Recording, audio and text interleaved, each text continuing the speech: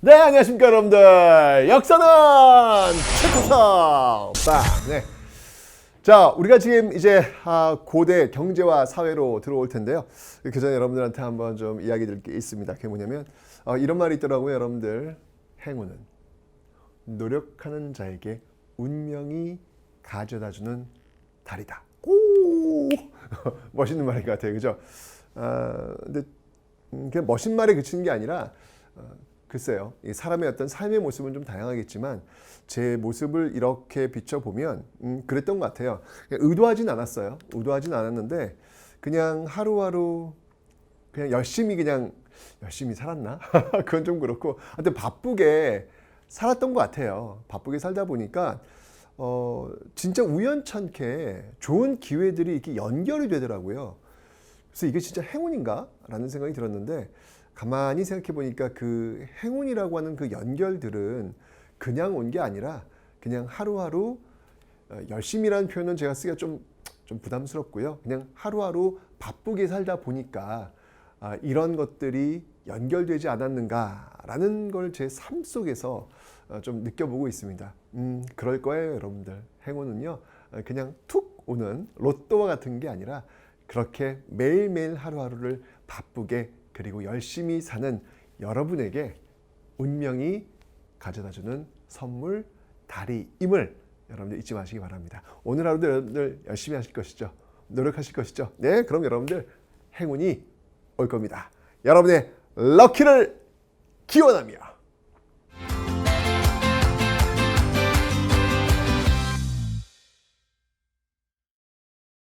자, 이제 여러분들 이 고대의 경제와 사회인데 여러분들 이번 타임은 좀 우리 좀 빠르게 갑시다. 네, 앞에 조금 좀 이렇게 많은 설명이 있었잖아요. 이번 좀 빠르게. 왜냐면 복습이야. 복습. 배웠던 거 다시 한번 복습한다라고 생각하시면 되겠습니다. 자, 먼저 경제부터 한번 살펴볼 텐데요. 경제는 우리가 이제 살펴볼 분야가 뭐냐면 조세 분야, 세금 분야죠. 세금 분야. 예. 그리고 무역은 또 어떻게 이때 활동했는지 무역 분야 한번 살펴볼 거고요. 그 다음에 이제 경제 활동은 어땠는지, 네, 경제 활동은 어땠는지 그거 살펴볼 거고요. 그리고 이제 뭐 제일 중요한 건 토지죠, 토지. 이 토지 관계는 또 어떻게 이루어졌는지 이렇게 네 방향으로 나눠서 한번 살펴보도록 하겠습니다. 먼저 조세입니다. 자, 여러분들 이거는 뭐 고대나 중세나 조선이나 똑같아요. 일반 농민들, 일반 백성들이 내는 세금은 정해져 있습니다. 바로 세 가지인데요. 자, 하나씩 한번 가보도록 하겠습니다. 무엇이 있을까요? 자, 먼저 첫 번째 빙고 두둔두둔. 예, 바로 조세가 있습니다. 자, 이 조세는요, 좀 이렇게 이 조세의 좀 협의에 좀 이렇게 좁은 개념의 조세라고 보시면 돼요. 다른 말로 전세라고도 합니다. 밭전자를 얘기하는 것이죠. 토지에서 나오는 세금, 좀 좁은 그 개념으로 얘기하는 겁니다. 그래서 이 조세는요, 토지세를 의미하는 것이다 라는 거 일단 기억해 놓으시면 되고요. 이건 내야 되고요. 그러니까 그 땅에서 나오는 세금의 일부분, 뭐 대략 한 10분의 1 정도 내라고 봅시다 한번. 그 다음에 공납이라는 게 있어요. 공납. 자, 이 공납은 뭐냐면 그 지역에 특산물을 내는 것이었습니다. 특산물을 내는 것이었습니다. 옛날에 제가 살았던 동네가 대조동이었는데 대조동에는요, 대추나무가 그렇게 많았습니다. 그럼 그 동네의 그 특산물은 대추가 되는 거예요. 뭐 이런 거 내는 겁니다. 그 다음에 또 뭐가 있었냐면 여러분들 역이라는 게 있습니다. 역은 뭐냐면 노동력을 제공하는 것이 되겠습니다.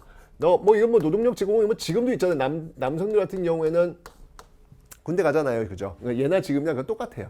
노동력 자신의 어떤 그 힘을 제공하는 것이죠. 뭐 또 성쌓기라든지 뭐 이런 데 동원되는 어떤 그런 모습들 보이고 있는데 이게 이제 기본적으로 옛날 사람들이 내는 그 세금의 형태다라는 겁니다. 조세, 공납, 역 이렇게 나눠져 있는데 중요한 건 뭐냐면 이걸 국가가 거두어서 국가가 활용해야 된다는 얘기예요. 그러면 중요한 건 뭐냐면 어디에 누군가 얼마만큼 토지가 있는지 그리고 어느 마을에 어떤 특산물이 있는지 그리고 어디에 사람들이 많이 있는지 정확히 파악이 되어야 세금을 거두어서 국가가 운영할 거 아니에요. 그죠? 그래서 그런 것들을 정리해 놓은 문서가 있단 말이에요.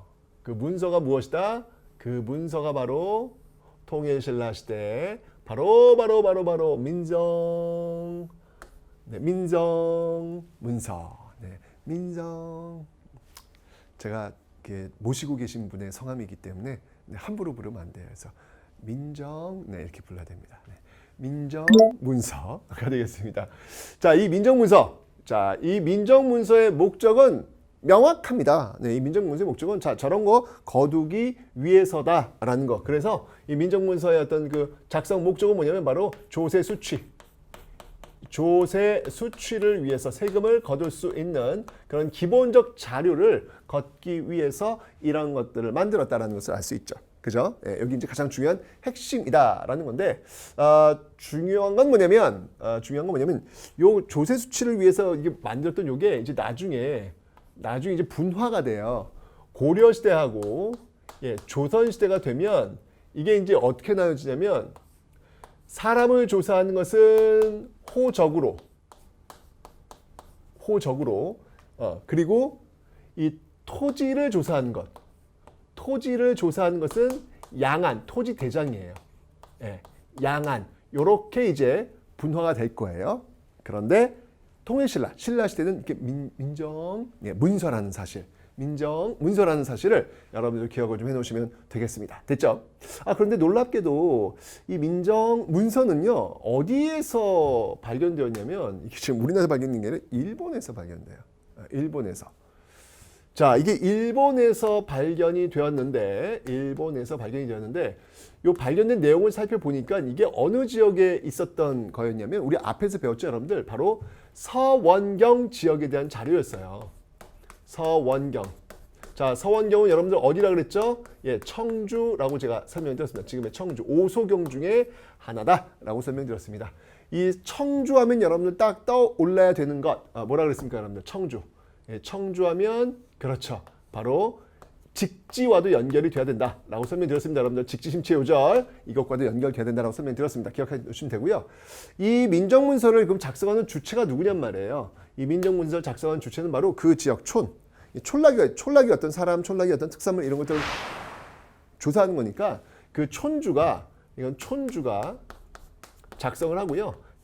3년마다 한 번씩 이렇게 작성을 하는 모습들, 이게 바로 민정문서의 특징이다라고 하는 거. 여러분 시험에 굉장히 잘 나옵니다. 이 민정문서는요. 그래서 꼭 반드시 기억하시고요. 항상 발음 조심하시고요.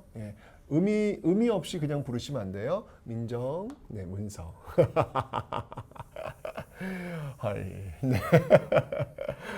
그럴 겁니다, 여러분들. 자, 그래서 민정문서 여러분들 이 세금을 거두는 데 있어서 굉장히 중요한 문서라는 사실 다시 한번 여러분들 기억을 좀 해놓으셔야 되겠습니다. 너무너무 중요한 어떤 개념들이다라는 것을 다시 한번 여러분한테 강조하고 또 강조하고 있습니다. 빠밤 됐고, 자 이렇게 조세는 이제 해결됐고, 자 그다음에 이제 토지, 그다음 두 번째로 중요한 건 토지. 자 토지는 이제 기본적으로 두 개의 종류로 나눌 수 있어요. 소유권과 관련된 또는 수조권과 관련된. 자 먼저 수조권과 관련된 토지를 한번 살펴보도록 하겠습니다. 자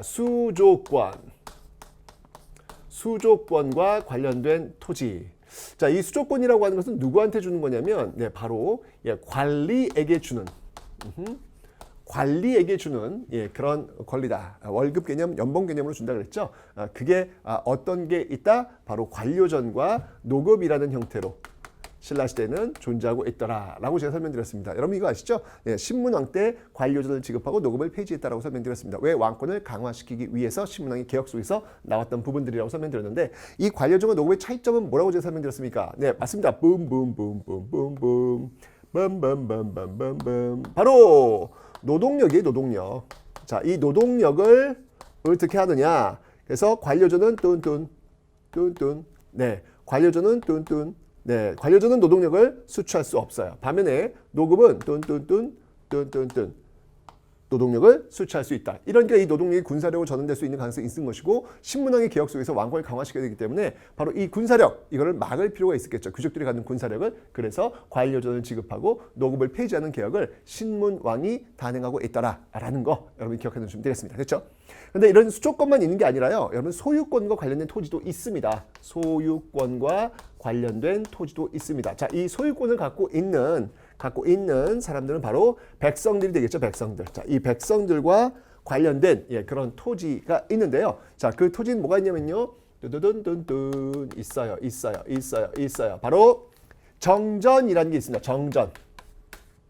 정전. 네. 자, 이 정전이라고 하는 거는요. 이건 이제 성덕 왕 때 지급이 되었던 것인데, 이건 이제 백성들한테 나눠준 토지예요. 근데 뭐 이게 진짜 나눠줬느냐에 대한 여러 가지 썰은 있습니다. 백성들이 가지고 있는 토지를 인정해 준 것이다.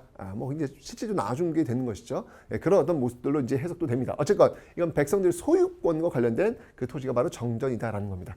이 정전이라고 하는 건 여러분들 나중에 고려나 조선 시대로 오면 민전이라는 이름으로 또 바뀌게 될 겁니다. 어쨌건 정전, 민전 이런 것들은 모두 다 소유권과 관련된 것이다라는 거 하나 기억해 놓으시면 되겠습니다. 다시 한번 정리해 드리면요, 이 정전이라는 개념은요, 고려 시대와 조선 시대로 오면 이거는 바로 민전, 모두 이건 다 소유권과 관련된 것이다 라는 것을 기억해 놓으시면 되겠습니다. 됐죠? 자, 그러면 우리 한번 정리를 한번 해보자고요. 자, 지금 토지가 굉장히 많이 나오고 있습니다. 등장하고 있는데, 자, 이 토지들을 한번 좀 쭉 한번 정리를 한번 해보면 어떤 식으로 정리가 되냐면, 자, 먼저 노급이 이제 먼저 있었고요. 이제 요 토지를 한번 정리해 보는 거예요. 정리를 한번 해보는 거예요. 우리 지금. 자, 노급이 있었고요. 노급이 있었고, 그 다음에 관료전이 등장을 해요. 관료전이 등장을 하고, 그 다음에 노급이 폐지가 돼요. 노급이 폐지가 됩니다. 그죠? 폐지가 되고 이후에 정전이 지급이 되고 그리고 나서 다시 노급이 부활을 해요. 요게 이제 순서야. 잘 아시겠지만 이 관료전을 지급하고 노급을 폐지시켰던 왕, 그 왕은 바로 신문왕, 뉴스페이퍼 킹이라고 설명을 드렸고요. 정전을 지급했던 왕은 바로 성덕왕이라고 설명드렸고요. 이 노급은 다시 부활한다라고 제가 설명을 드렸죠, 여러분들. 이건 바로 경덕왕 때 이런 어떤 모습들로 변천해 나가더라. 이게 바로 토지와 관련된 어떤 그런 내용들이니까 한번 여러분 정리를 좀 해 놓으시면 되겠습니다. 됐죠? 좋습니다. 자, 토지 한번 정리했고요. 우리 지금 복습하는 거예요. 새로운 거 하는 거 아니에요. 왜 이렇게 여러분 눈빛이 뉴해? 새로운 거 하는 거 아니에요. 지금 우리 지금 배운 거를 복습할 뿐이에요. 자, 다음 이제 한번 보도록 하겠습니다. 활동에서 보면요. 일단 이제 사람들이 이제 물건을 사고 파는 시장들이 있을 거 아니에요. 경주 이 지증왕 때 시장을 하나 만들어 내지요. 자, 그 시장이 어떤 시장이었습니까? 바로 동시라는 곳이 있었습니다. 동시, 그죠? 동시. 좀 더 내려가 볼까요? 자, 이렇게 내려가서 동시라는 곳이 있었습니다. 동시. 그리고 이 동시를 관리하는 관청. 이걸 동시전이라고 하죠.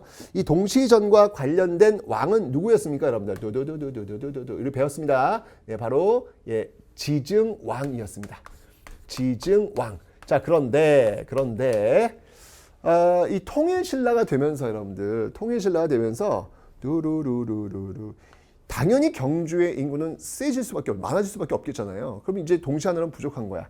그래가지고 이제 서쪽에도 시장이 생기고 남쪽에도 시장이 생기고, 그죠? 이렇게 서시와 남시가 통일신라가 되면서 생겨나고 있더라라는 것도 하나 기억을 좀 해놓으세요. 이건 뭐 외울 필요가 없이 당연히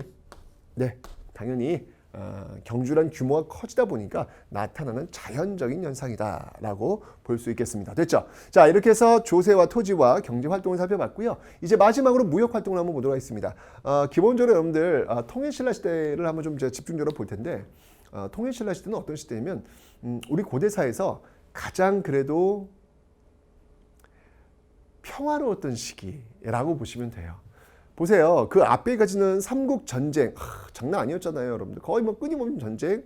그리고 통일신라 뒤에 나오는 고려 외침이 장난이 아니에요. 10세기, 11세기 거란 쳐들어오죠. 12세기 여진 쳐들어오죠. 13세기 몽골 쳐들어오죠. 14세기 홍건 잡고 왜구 쳐들어오죠. 난리도 아니에요. 근데 그 앞뒤로 정말 몇백 년 동안 전쟁이 계속 진행되고 있는데 딱 한 200여 년 동안 전쟁이 없었던 시기가 있어요. 이게 바로 큰 전쟁이 없었던 시기가 바로 통일신라 시기입니다. 그러니까 이 시기를 살았던, 왜냐하면 이때는 중국의 당나라가 굉장히 안정화되어 있었기 때문에 어떤 전쟁이 이제 펼쳐질 이유가 없었던 것이죠. 그래서 상당히 평화로운 시기를 살았던 요 시기. 그런 게 당연히 무역 활동도 활발해질 수밖에 없는 거예요. 그죠? 가끔은 그런 생각이에요. 전쟁이 없는 시기에 살았던 사람들 참 복받은 사람들이라고. 우리 역사를 이렇게 쭉 보면 끊임없는 전쟁이 계속 진행됩니다. 그 속에서 얼마나 이름 없는 암흑이들이 그 전쟁터에 동원되어서, 왜냐면 동원될 수밖에 없잖아요. 이렇게 노동력, 군사력 동원돼야 되니까, 그죠? 의무적으로 이제 가된단 말이에요. 얼마나 많은 사람들이 죽었을까라는 그런 생각이 드는 게 가슴이 좀 짠하더라고요. 그러면서 지금 우리가 전쟁 없는 이 시기에 살고 있는 게 이 얼마나 행운이고 얼마나 감사한 일인지 다시 한번 역사를 보면서 그런 생각이 들더라고요. 네. 자, 좋습니다. 자, 이래서 이제 굉장히 무역이 이제 활성화됐는데, 자, 한번 보도록 하겠습니다. 어떤 무역들이 있는지 한번 볼 텐데, 우선 여러분들 이제 이 무역에서 제일 중요한 것들을 한번 찾아봐라 라고 한다면, 뭐니 해도 장보고를 빼놓을 수 없잖아요. 그죠? 장보고가 활동했던 그 공간들, 제가 앞 시간에서 설명을 드렸던 내용들이 있습니다. 바로 이 법화원과 청해진. 네. 여기가 바로 장보고의 활동 무대다라고 볼 수 있겠죠. 네. 장보고. 바다의 신, 해신. 네. 장보고. 정말 푸른 바다를 건넜던 그런 모습들. 누구와 비교하지 않고 자신이 활 잘 쏘는 걸로 인생을 디자인했던 그런 장보고라고 제가 설명을 드렸습니다. 그래서 이 법화원과 청해진 한번 기억해 보셔야 되는데, 이게 이제 만들어진 이유는 뭐냐면, 장보고가 돈을 많이 벌었던 이유는 뭐냐면, 그만큼 이 중국과의 어떤 그 교역들이 활성화되었다는 얘기죠. 그래서 이 신라인들도요, 굉장히 많이 중국으로 많이 넘어가요. 뭐 옛날에 여러분 1960년대, 70년대 우리나라 사람들이 미국으로 굉장히 이민 많이 가지 않습니까? 그죠? 똑같아요. 여기도 많이 가가지고 당나라 굉장히 안정화돼 있고 가서 돈 좀 벌 수 있는 거야. 그래서 신라인들이 굉장히 많이 가서 거기서 마치 코리아타운처럼 신라타운을 만들어요. 그런 걸 뭐라고 하냐면 바로 신라방이다라고 이야기합니다. 신라방. 신라방, 그 다음에 또 뭐 신라소, 그 다음에 뭐 신라원, 뭐 신라소 같은 경우는 어떤 그런 이런 것들을 관리 감독해주는 어떤 그런 기구고요. 신라원이라고 하는 것은 뭐 사찰 같은 뭐 그런 개념이 되겠죠. 신라원 같은 경우는 뭐 이제 뭐 그 어떤 사람들이 묵는 장소들 뭐 이런 것들을 제공해주는 어떤 그런 곳들, 이런 것들이 되겠죠. 그래서 굉장히 어떤 신라인들이 나다다다다 도도도도도 굉장히 많이 있는 그런 모습들을 지금 보여주고 있습니다. 이렇게 지금 무역들이 활성화되는 과정 속에서 이 장보고라는 사람이 쫙쫙 이 신라인들 네트워크를 만들어가지고 무역업에 뛰어들고 엄청난 돈을 벌었다라는 이야기를 지금 하고 있는 것이죠. 자, 그런데 이 신라를 한번 살펴보면요, 이런 어떤 무역 활성화 속에서 국제 무역항이 있어요. 국제 무역항이 어디냐면 바로 경주와 가까운 곳. 항상 그래요. 국제 무역항이라고 하는 것은 수도. 왜냐하면 외국에서 물건이 들어왔을 때 그 물건을 소비할 수 있는 사람들은 바로 귀족들이거든요. 그러니까 귀족들이 모여 있는 수도에 가까이 있을 수밖에 없겠죠. 자, 바로 경주와 가까이 있는 곳 어디였을까요? 네, 맞습니다. 바로 울산항이 있습니다. 울산항. 이 울산항이 국제 무역항으로 굉장히 중요한 역할을 하고 있더라. 그래서 여러분들 이 울산항 쪽으로 굉장히 많은 외국 상인들이 물밀듯이 들어오고 있습니다. 자, 특히 이제 아라비아 상인들 있잖아요. 저쪽 중동, 페르시아 쪽, 이런 아라비아 상인들이 많이 들어오는데, 그 이유일까요? 이런 서역 지역, 서역 지역의 어떤 그 사람들이 여기 이 경주에 머물면서 또 여기서 정착하면서 사는 모습들도 보여요. 그런 예를 한번 본다면 원성왕릉 있잖아요. 원성왕릉에 보시면 원성왕릉에 그 무인상이 있어요. 원성왕릉 무인상. 원성왕릉 무인상. 이 보시면 알겠지만 우리나라 사람이 아니에요. 딱 보면 외국인의 모습이에요. 그러니까 외국과의 어떤 교류를 보여주는 어떤 그런 내용들 뿐만 아니라 또 뭐가 있냐면, 여기 이제 유리, 페르시아 유리들 있죠, 유리들. 이런 유리 제품들이 굉장히 많이 들어오는 이런 모습들이 지금 나타나고 있다. 정말 이 국제 무역항으로서 울산항이 빠글빠글 되는 어떤 그런 모습을 보이고 있고요. 그 다음에 이제 중국과의 직교역이 또 이제 가능했던 지역이 있잖아요. 바로 이 지금 이제 화성시 이쪽에 있는 당항성이라는 곳이 있습니다. 당항성이라는 곳이 있습니다. 당항성. 여러분들 이 당항성, 한강 지역을 장악하면서 중국과의 어떤 직교역이 가능해질 수 있었던 그런 배경, 직교역이 가능해질 수 있었던 배경, 중국 당나라로 나갈 수 있는 어떤 그런 배경, 그 토대를 세웠던 왕이 누구죠, 여러분들? 바로 진흥왕이 되겠습니다. 진흥왕. 진흥왕이 한강 장악하고 북한 산비 빵 세우고 이러면서 중국과 어떤 직교역이 가능해졌고, 이런 것들이 토대가 되어서 바로 신라의 삼국 통일이 가능해졌다라고 제가 설명을 드렸잖아요. 그죠? 이런 모습들이 지금 이제 신라에선 주축으로 이루어지고 있음을 여러분 기억해 놓으시면 되겠습니다. 청해진 여러분 어딘지 아시죠? 지금의 바로 완도가 되겠습니다. 완도. 완도의 김이 맛있죠. 네, 좋습니다.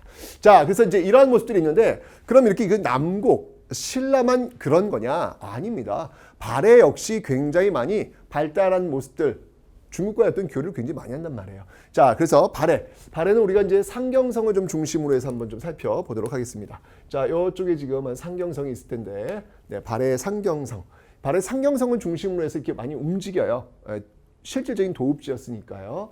자, 그래서 발해를 한번 좀 살펴볼 텐데, 발해 역시 이 중국과의 교류가 많으니까 이 당나라 사람들이 여기다가 이제 발해관이라고 하는 것을 세워줍니다. 발해관이라는 것을 그래서 이제 발해인들이 와가지고 숙소로 묵을 수 있는 그런 어떤 장소들 이런 것들을 제공하는 어떤 모습들을 보이고 있죠. 요거는 이제 당이 지금 이런 것들을 배려해 주는 거예요. 당이 이제 만든 발해관도 있다라는 건데 이 발해의 어떤 교역로를 보면요, 굉장히 다양합니다. 자, 일단 여러분들 교역로를 보면 우선 출발 이쪽으로 가면 이게 거란도예요. 거란도 이쪽으로 하면 거란으로 가고요. 자, 그 다음에 출발. 자, 요렇게 와서 요렇게 여기 지금 남경을 통해 가지고 이렇게 오는 여기는 어디로 갈까요? 여기는 이제 신라로 가야지. 신라로. 요걸 신라도라 그래. 신라도. 그 다음에 이렇게 와서 또 이제 좀 일본 쪽으로 갑니다. 일본 쪽으로. 자, 이것은 일본도다라고 이야기합니다. 일본도다라고 이야기하고요. 그 다음에 또 있어요, 여러분들. 발해에서 출발해가지고 좀 이렇게 이쪽 루트로 가는 거죠.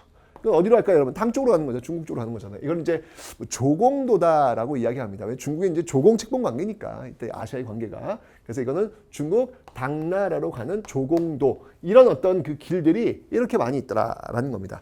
특히 발해의 어떤 뭐 유명한 그 제품이 있다면 발해에서는 여러분 5경 15부 62주라고 하잖아요. 그죠? 그 15부 중에서 솔빈부라고 있어요. 솔빈부. 이 솔빈부의 말이 아주 또 유명했답니다. 솔빈부의 말, 정말 이게 명마, 최고의 말로 평가받을 정도로 굉장히 많이 인기가 있었다라는 거. 그렇죠. 이게 만주 지역에서 말 키우기 정말 좋잖아요. 그죠?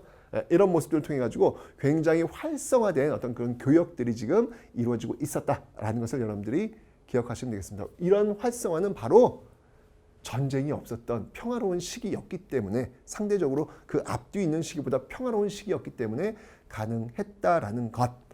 지금 우리가 이렇게 그래도 무역을 통해 가지고 정말 세계 손에 꼽는 어떤 그런 나라로 지금 자리 잡고 있는 것도 전쟁의 상처를 끝내고 이제 우리 굉장히 지금 경제 발전하면서 우리가 지금 누리고 있는 혜택이라는 것이죠, 여러분들. 이게 뭐 지금도 뭐 많은 문제점은 있지만 그래도 역사를 이렇게 쭉 보다 보면 단군 이래 가장 잘 살았던 시기, 그 시기가 지금이에요.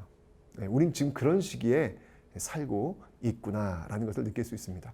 어쨌건 이 당나라가 이게 안정화된 이 시기, 동북아의 안정화된 시기, 이런 시기를 틈타 가지고 상당히 이 한반도도 안정화된 어떤 그런 모습들을 보이고 있었다라는 거. 그래서 이렇게 경제가 활성화됐다는 것을 기억해 놓으시면 되겠습니다.